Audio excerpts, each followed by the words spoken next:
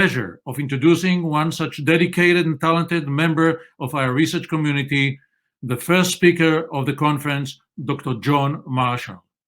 Dr. Marshall is a professor of surgery at the University of Toronto, a critical care physician at St. Michael's Hospital, and a senior investigator in Keenan Research Center for Biomedical Science.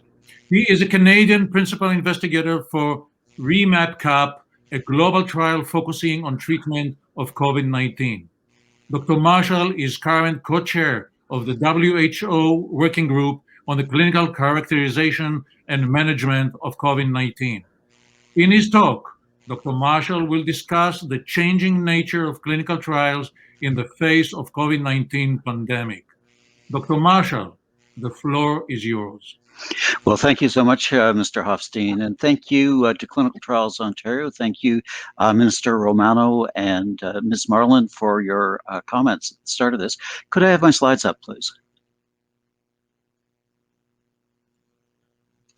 What I'm going to discuss this afternoon is how I see the last 12 months of the pandemic as being the start of what I think is really going to be a fundamental transformation in the way we conduct clinical research in the future. Next slide, please.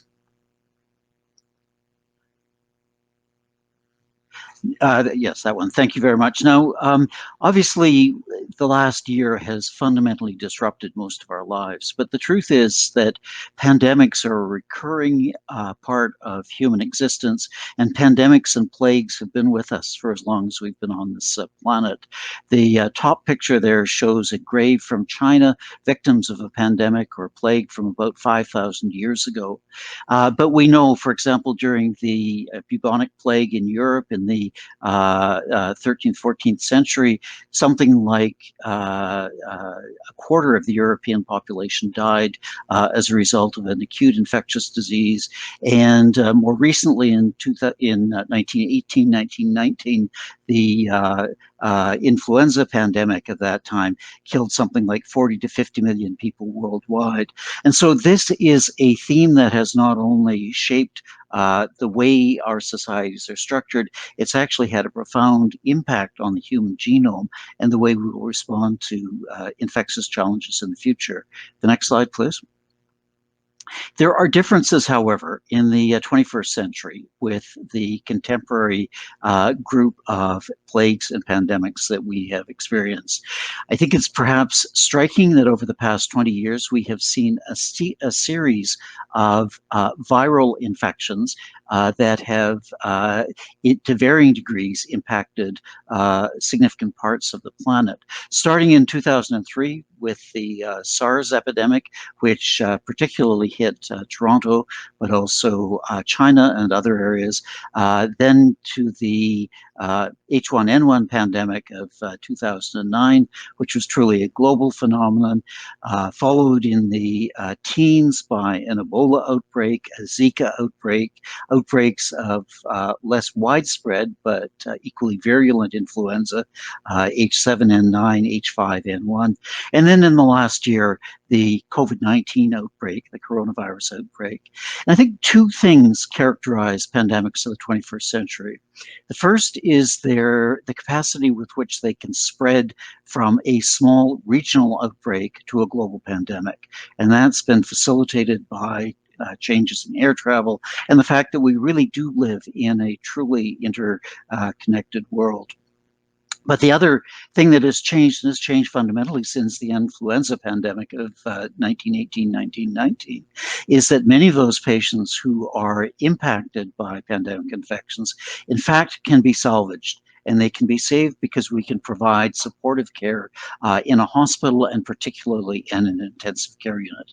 Next slide, please. It's striking, though, as well, that the other big change that's occurred over the last 2 decades has been a change in the way the research community has responded to pandemics. During the H1N1 influenza pandemic, a number of people were interested in trying to study treatments for H1N1 influenza and launched a variety of clinical trials. This is the listing from clinicaltrials.gov that indicates there are 238 studies that had been launched over that period of time, and that's a listing that is updated to this particular month. Next slide.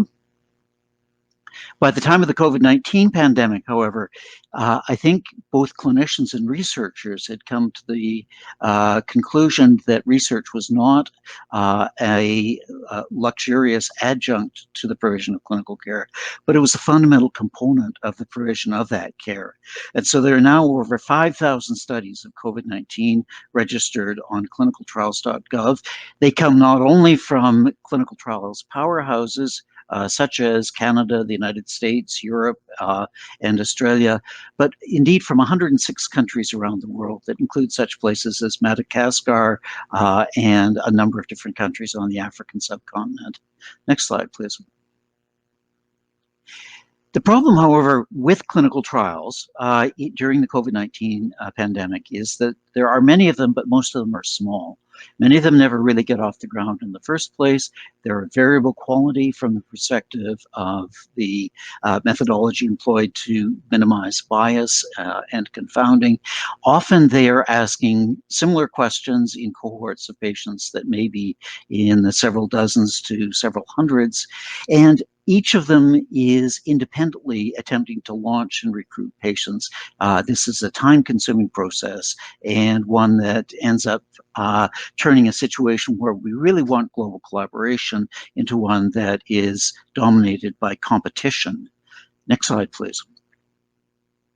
So with that in mind, and this was a theme as well during the H1N1 pandemic, in 2011, with support from the CIHR and the Public Health Agency of Canada, we convened a symposium on clinical research during a pandemic at St. Michael's Hospital in Toronto. It was done under the auspices of a global network of critical care trialists called the International Forum for Acute Care Trialists and pandemic researchers, the International Severe Acute Respiratory and Emerging Infections Consortium. And the mandate of this particular conference was to review the experience of the H1N1 pandemic and to try to envision how we might more effectively respond to future pandemic need. Next slide, please. So the model we came up with, and the underlying concept behind that model was that to be effective in real time during a pandemic, a trial actually had to have been initiated and be up and running in the interpandemic period, so that when the pandemic arose, it was a simple matter of refocusing the interventions of the trial to the particular pandemic need. And in order to accomplish this, we embraced the concept of a platform trial, which is a somewhat novel clinical trial model, but ultimately not fundamentally different from clinical trials that we're accustomed to. The key difference with a platform trial is that you study patients who have a disease rather than studying a single intervention for a disease. And a consequence of that is that you can study multiple interventions at the same time, and you can add new interventions over time as you learn about the disease. So in this schematic, you can see a trial that starts with 3 interventions, A, B, and C, that adds a 4th intervention, D, as the trial proceeds, that concludes interventions C and B as the trial progresses, and once C is concluded, adds a 5th intervention, intervention E. And so in theory, this is a perpetually functioning trial that can continue recruiting patients for as long as the need exists or as long as funding exists. Next slide. So the COVID-19 pandemic has really seen the platform trial model come into its own. There are 3 very large platform trials currently underway, 4 in fact, but there's an American trial called the Active Platform Trial, but I'm going to focus on 3. The first is the Solidarity Trial. This was developed by the World Health Organization, and its primary focus is antiviral agents for COVID-19. It's been running in 30 different countries. It's recruited now now in excess of 12,000 patients and reported its initial findings in the New England Journal of Medicine, where they reported that the antiviral agents lopinavir, ritonavir, and hydroxychloroquine were without efficacy. Solidarity is currently evaluating remdesivir as an antiviral agent for COVID-19, and a report on that is expected fairly soon. Solidarity is a conventional clinical trial. It uses a platform model in looking at multiple interventions, but its analytic framework is a frequentist conventional framework. Next slide. Probably the poster child for platform trials during the H1 pandemic has been the recovery trial. This is a study that is conducted in the United Kingdom, run out of Oxford University, and supported by the UK government as the preferred trial for COVID-19 interventions. Recovery has evaluated multiple different treatments. They're currently looking at colchicine, an antibody cocktail, baricitinib, and aspirin. But you can see that to date, they've recruited more than 36,000 patients to this trial and are running in 178 sites in the United Kingdom alone. And so they really have been leading the field in terms of generating important new knowledge that is impacting patient care. Next slide. So finally, the trial that I'm involved with is a trial called ReMap-CAP, and it was a direct product of that meeting we held back in 2011. It stands for the Randomized Embedded Multifactorial Adaptive Platform Trial. And the concept here is that we will study community-acquired pneumonia as a disease that is similar to what one would anticipate a pandemic infection to look like. And as it has turned out with COVID-19, it is a respiratory tract infection. It would function in the interpandemic period to keep the machinery running, would be multinational, and in contrast to other platform trials, it would use a Bayesian statistical design with a response adaptive randomization, and I'll say a little bit more about that a couple of slides on. Its focus is the most severely ill patients, those who are cared for in an intensive care unit or require the kind of support that is provided in an intensive care unit. Next slide. So this is the concept of response adaptive randomization. We are constantly looking at the data as they accrue, and this is on the basis of an a priori algorithm that is established before the trial starts that preferentially allocates patients to those arms that seem to be performing better. This is an example of how that can work in a drug trial where you have 3 different drugs and usual care. Initial randomization 1:1 to 1:1. As the trial moves forward, it becomes apparent that usual care and drug B are doing somewhat better than drug A and drug C, and so more patients are accrued to those particular interventions. By 700 patients, those are the only 2 interventions on the platform, and by 1,100 patients, it's apparent that drug B is better than usual care. And so from that point going forward in the trial, every patient receives drug B as standard usual care. So what response adaptive randomization does is it increases the chances that patients will get interventions that are effective, and once they've been shown to be effective in the trial, it translates that knowledge immediately, and all subsequent patients are managed according to that accrued knowledge. Next slide. So ReMap-CAP is a modular trial. We started with interventions that were focused on community-acquired pneumonia. We added a series of interventions over time that addressed the emerging knowledge about COVID-19. So as an example, in June, we added an anticoagulant domain based on data emerging that thrombosis was a common complication of that. And we've now actually reached a conclusion for that. We added an antiplatelet domain for the same purpose, and because of increased interest in the potential role of the ACE2 protein as the receptor for SARS-CoV-2, we're adding an ACE2 domain. Next slide, please. So this is what ReMap-CAP looks like right now. We actually have 13 different domains that patients can be randomized to. Not all domains are active in all hospitals or in all countries. And one of the nice features of the trial is that sites can choose which domains they want to randomize to and which treatments within that domain they want to randomize patients to. We've reached 5 domain conclusions, and they're shown in the middle column in red or green. Red are interventions that we found not to be efficacious for COVID-19, and they include hydroxychloroquine and lopinavir-ritonavir. They also include convalescent plasma, which we found to have no effect in severe illness, and they include heparin, hydrocortisone, and IL-6 receptor antagonists, which we have found to be beneficial. Interestingly, heparin seems to not affect outcomes for severely ill patients, but is associated with a survival benefit for less severely ill patients. You can see that the model here is one that we will be able to, as the pandemic subsides, evaluate therapies that have shown efficacy in ReMapCAP during COVID-19, evaluate those therapies for community-acquired pneumonia and influenza. And we currently have 13 domains and are working on a couple of additional domains for the trial. Next slide. So as of today, this slide is a few days out of date, but we are almost at 6,000 patients recruited worldwide. We're recruiting from 308 sites around the world and about 11,000 randomizations to interventions for COVID-19. Next slide.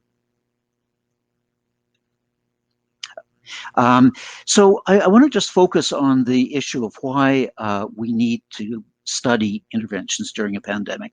This has been a fundamental pivot from a decade ago during H1N1. During the initial weeks of COVID-19, a number of papers appeared with guidance about treating patients with this emerging pathogen that we knew very little about. It was widely held, or certainly held by some very influential thinkers, that corticosteroids were likely to be harmful for COVID-19 because they might promote viral growth. Next slide. Corticosteroids are, next slide please. Corticosteroids are one of those interventions that has been around in critical illness for decades, and their role is still not entirely clear. And so it was a key question for clinicians to answer. And the first answer to this question came from the recovery trial that showed that rather than being harmful for those patients who are receiving invasive mechanical ventilation, patients being treated with corticosteroids had a 12% survival improvement if they received steroids versus usual care. And so the first really compelling evidence of effective treatments for COVID-19 emerged from a platform trial. Next slide. We have studied corticosteroids in ReMap-CAP, a smaller number of patients, and we're using the steroid hydrocortisone, but we reported last fall that corticosteroids also benefit patients with severe COVID-19, and that hydrocortisone has a similar effect to dexamethasone, an important consideration at a global level since supplies of these drugs may be limited. On this slide, more red on this heat map implies a worse outcome, more blue implies a better outcome. Next slide, please. In looking at a variety of different antiviral agents, these are data from the Solidarity trial showing no benefit for hydroxychloroquine. In fact, a signal that suggests harm, which is what we've seen as well in ReMap-CAP. Next slide. Now, beyond platform trials, there are even initiatives to have multiple platform trials collaborate with each other. And this is very much a Canadian-led innovation that involves ReMap-CAP, a Canadian trial called ATTACK, and the American Active-4 collaboration that's been looking at anticoagulation in severe COVID-19 disease.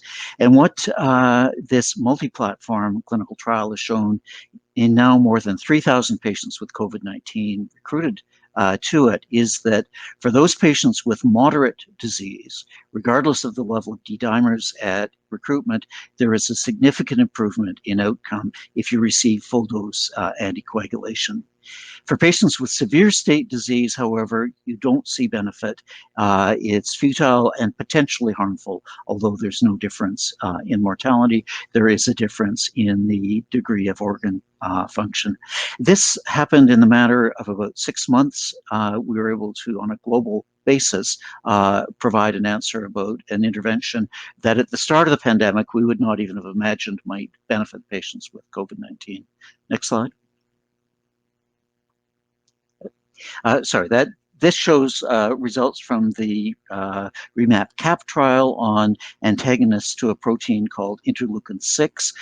There are 2 different commercial agents, sarilumab and tocilizumab, and our data show an 8.5% improvement in survival if patients are treated with one or other of those 2 agents.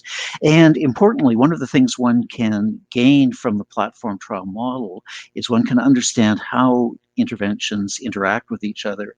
And so what we've been able to show here is that the effects of IL-6 receptor antagonism are additive and potentially even synergistic with the effects of corticosteroids.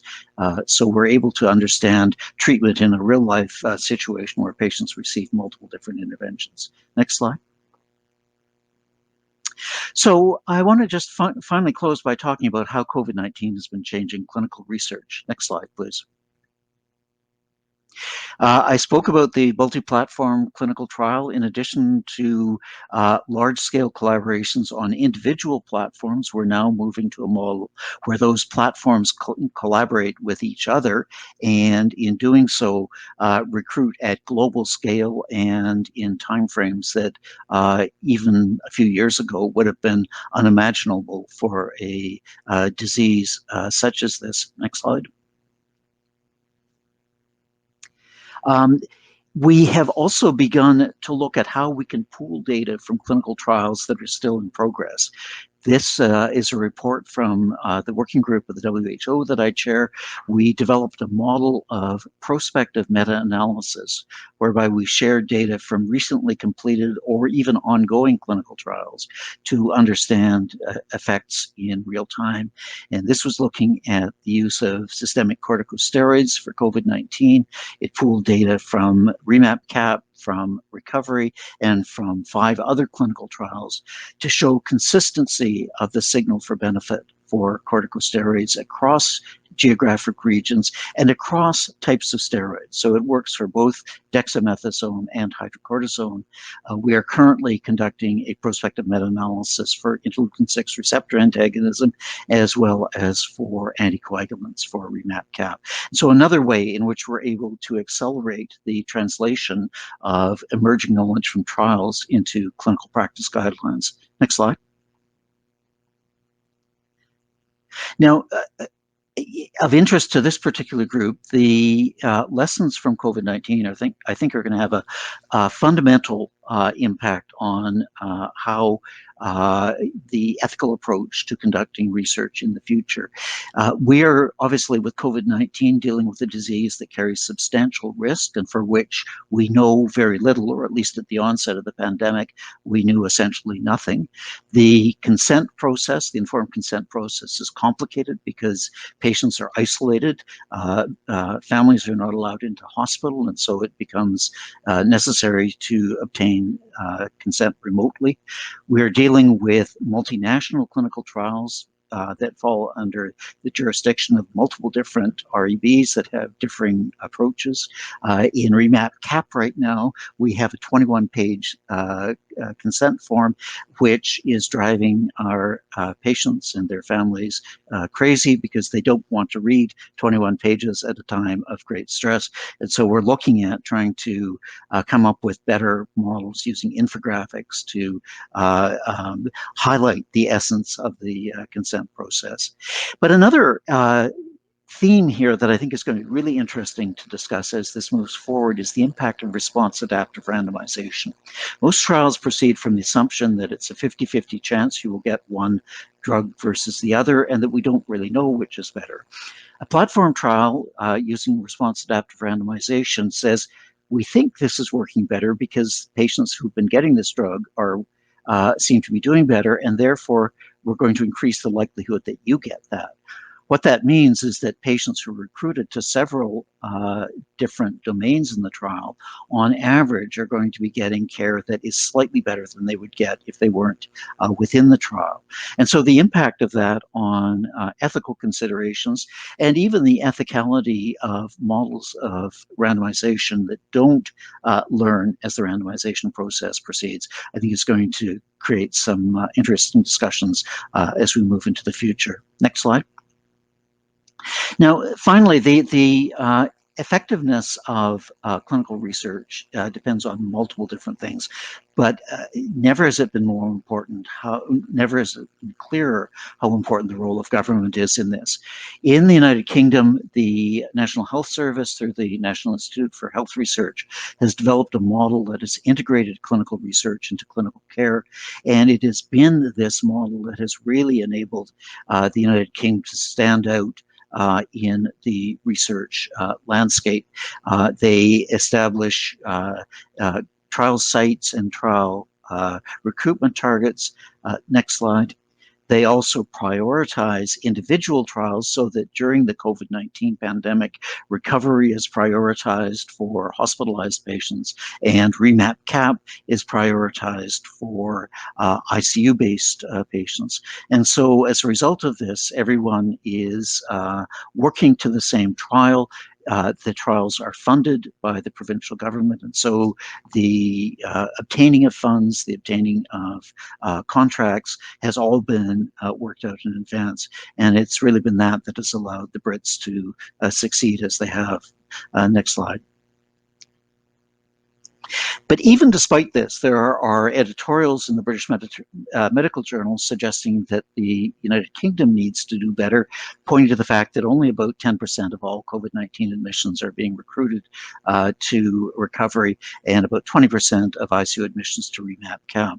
So it's a humbling editorial for those of us in Canada, where we're currently recruiting about 3% of ICU admissions to the ReMapCAP trial here, and struggling to keep the model afloat. Next slide. So just to close, I think one of the really positive legacies of the COVID-19 pandemic is going to be a very, very different clinical trials landscape. The emergence of new trial designs that just have a kind of compelling nature to them that the conventional models don't have. New models of international collaboration at an unprecedented scale. The acceptance of research as being something that is an important part of the provision of outstanding clinical care, and ultimately the embedding of research into the mechanisms through which we provide that clinical care, whether it's through the electronic health record or through the expectation of patients when they go to the hospital that they will have the opportunity of being a part of trials that are leading the development of care in the particular illness that they are afflicted with. Final slide, please. So with that, I just wanted to thank you again for the opportunity to speak to you this afternoon. I'm happy to take any questions that come up.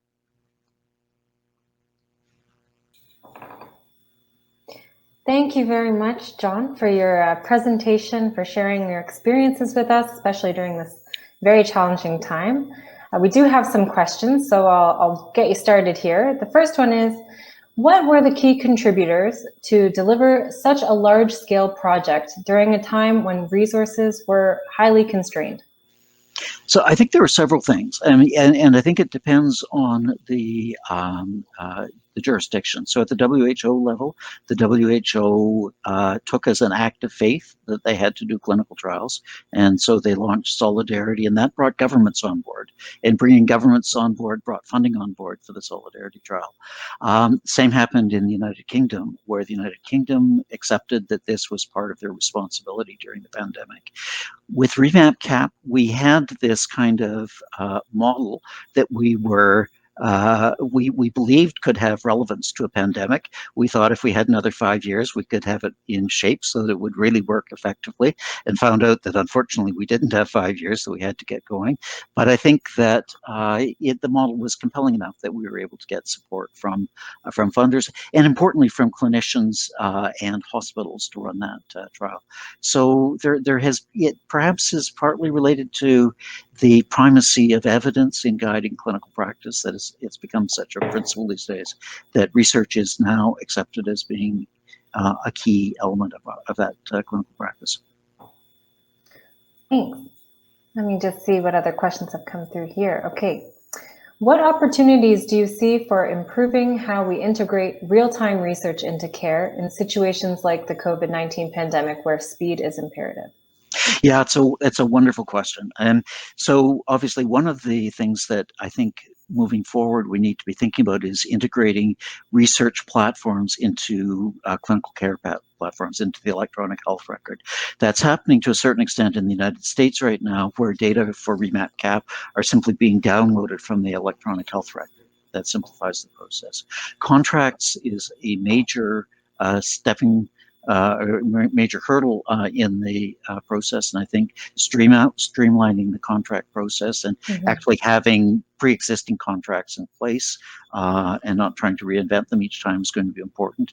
I think there is a need for better coordination of the consent process and the ethical review process, both nationally and internationally. The issues that are addressed really are common in multiple jurisdictions. And then finally, I think there needs to be a recognition that this is an element of the provision of clinical care and needs to be funded as a priori, as opposed to funded by the writing of grants to fund specific projects when the problem arises. With respect to adaptive trials, how do you handle data with respect to blinding? So we don't blind. ReMap-CAP is not a blinded trial, and that's because it's a pragmatic trial. We want to keep the interventions as simple as possible, and coming up with placebos for each of the interventions would just add a level of complexity that we are not able to manage at this stage, and that frankly we can't afford to do. We use endpoints that are robust, so like mortality as an endpoint, or like mechanical ventilation, and accept the fact that they are sufficiently extreme endpoints that it's unlikely that a clinician is going to try to game the system by altering them. So I think there's a general sense right now that blinding is important when you're using subjective outcomes. When you're using objective hard outcomes, blinding is less important, and it kind of gives way to the pragmatic considerations of feasibility. Okay, we have another question here. How have they and collaborators been able to obtain quick funding to do this? They, I think, meaning you. Well, you mentioned some in the UK, but what about other places?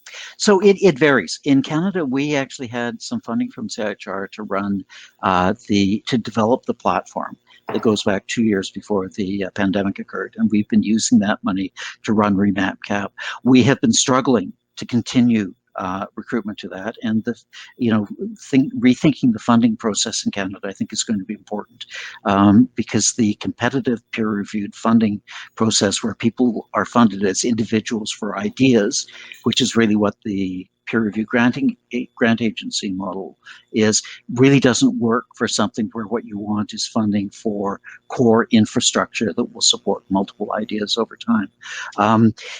And so it's been it's been sort of an ad hoc process. In the EU, came up with 15 million euros for REMAP in Europe. The NHMRC in Australia came up with a grant for the trial in Australia. In the United States, it's being run through a hospital system in Pennsylvania. Thanks for that. I'm sure lots of people were interested in that one. A final question for you. So here we are today now in the middle of the pandemic, and I know that this was all kind of ready to go, which has been so helpful getting this research underway.